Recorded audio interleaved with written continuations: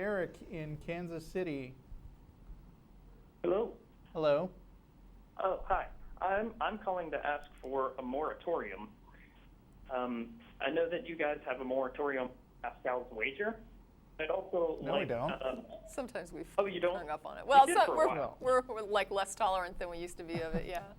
Go ahead. Oh, okay. Well, there's a phrase that we use as atheists that I kind of wish we would stop using. Okay. Extraordinary claims require extraordinary evidence. I don't necessarily think that that's true. I mean, we have some very good standards of what constitutes evidence. We use the federal rules of evidence to adjudicate civil claims and prosecute criminals every day. Well, be careful there, because the evidence that's admissible in court is not exactly the same standards as the evidence that's used in scientific tests. Or that's used when Russell tells me he had eggs this morning and I don't even question it. Yeah. Yeah. Well, yeah, that it is different evidence, but we have many ways of dealing with evidence. If you're going to defend master's thesis in linguistics, there are certain set standards for evidence, and a PhD in physics, dissertation that you're defending. But, I mean, even if you want to talk about law, like, have you seen the movie My Cousin Vinny?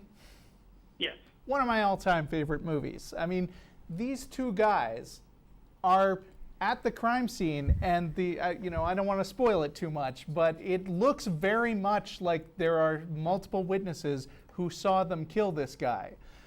And they say they didn't do it. That's extraordinary. They are making an unbelievable claim. Luckily, by the end of the movie, extraordinary amounts of evidence have been presented which wind up clearing them. Spoiler. But it's a great movie. Seriously, everyone should see it. However, but I think that is a good example of that in action in a court of law. Yeah, well, you said extraordinary amounts of evidence, but the evidence in that movie was perfectly plain and It's ordinary extraordinary evidence. quality also. Skid marks. That is extraordinary quality of evidence also. Yes, but again, it's not like they had a gold-plated inscription appearing out of nowhere. They looked at but wait a that's minute. not that's kind of a straw man. Wait. I think we're getting lost here. Let me just ask if you could restate this line that you dislike as something different. How would you prefer it be stated? Extraordinary claims still require the same perfectly ordinary evidence that we use for every other field of life. You don't and think yet it they requires don't, higher because quality? wait a minute though. Now let me just put forward like what my initial reaction to that is, and you tell me how you can clarify it for me. So, for example, Russell tells me he had eggs for breakfast. That's a very ordinary claim, and it doesn't require evidence, and yet I believe it, right? I don't think he's lying. I don't think I'm being deceived by him. I just accept that, Russell did probably, that just gets filed as a reality. And then later, Russell comes to me and says, holy cow, I was abducted by an alien spacecraft. Am I just going to believe it the same way I believed the claim about the eggs? And if not, why not? Well, you're classifying the claim. Right, one is ordinary, one's extraordinary. Yeah. Right. One requires a testimony, and I accept it as evidence, as sufficient evidence to believe it. One, I do not accept the testimony as sufficient evidence to believe it, and yet they are both claims. Well, let me ask you about the evidence. Okay. If Russell had taken a picture of his breakfast and posted it on Facebook, would that be an ordinary event or an extraordinary event? That would be an ordinary event. Right. So if you take a picture of the action or event in progress and you post it to Facebook, that's ordinary, yes? But people have posted photos of UFOs, and I tend to not believe those photos. Don't you think that a verified picture of a UFO would be pretty extraordinary? I mean, setting aside that it's the same technique. The point is, though, Russell doesn't need to post the picture of the eggs. Right. The evidence that is convincing is simple testimony. But simple testimony would not be compelling in the case of a UFO abduction. Right. But what I'm saying is that testimony is ordinary evidence. It is. Mm-hmm. And photographs are also evidence that is ordinary. But it's not required, but the ordinary claim does not require the ordinary evidence. It just requires testimony.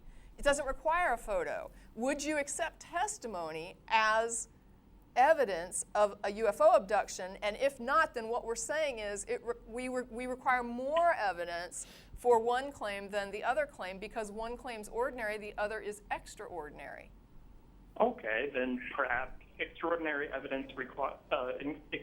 claims require more evidence.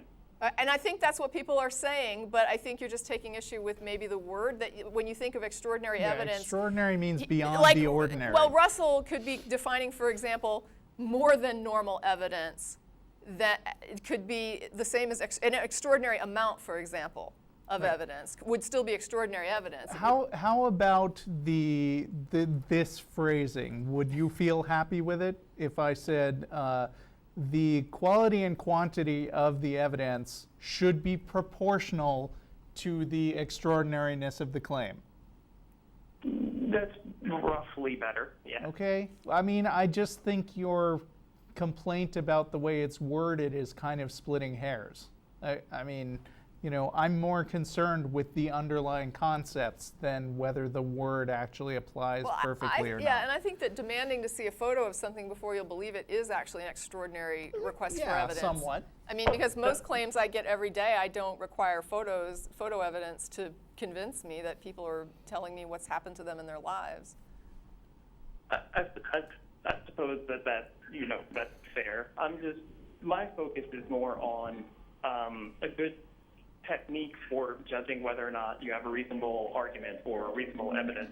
Well, don't get me wrong. Extraordinary claims require extraordinary evidence is a platitude, and it's not like we're telling people that platitudes alone are enough to make you a critical thinker. Right. Yes. And I sort of like the idea of reevaluating arguments or evidence, and a technique that I use in debates with theists would be, it's sort of like the Chinese fortune cookie. You add the word embed at the end to your fortune cookie.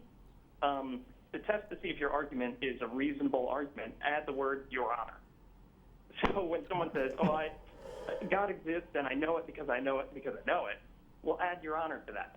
You know, would that hold up as an argument? Feels like an argument from authority a little bit. Commit murder. Well, I think what he's saying is, would it be admissible in court? Well, or would they find it compelling? Almost like the guy that we talked to earlier, the idea of if you got before a judge and you were claiming this as your evidence, would it make sense in a court? And I think the answer to that would be no, that it wouldn't have. Sure. So, I mean, it might be useful. I can see how it could be useful in certain circumstances, sure. Yeah. If you go to court and your evidence is a book that was written about a murder or a wrongful death 10 to 70 years after it happened by 4 anonymous authors named Matthew, Mark, Luke, and John, without any evidence, not going to be submitted as an exhibit. Yeah. Right. Certainly. And also, there's that whole spectral evidence standard that we don't accept anymore. Anyway, is that it? Thanks for having me on. All right, thank you. Thanks for calling. Bye. Bye.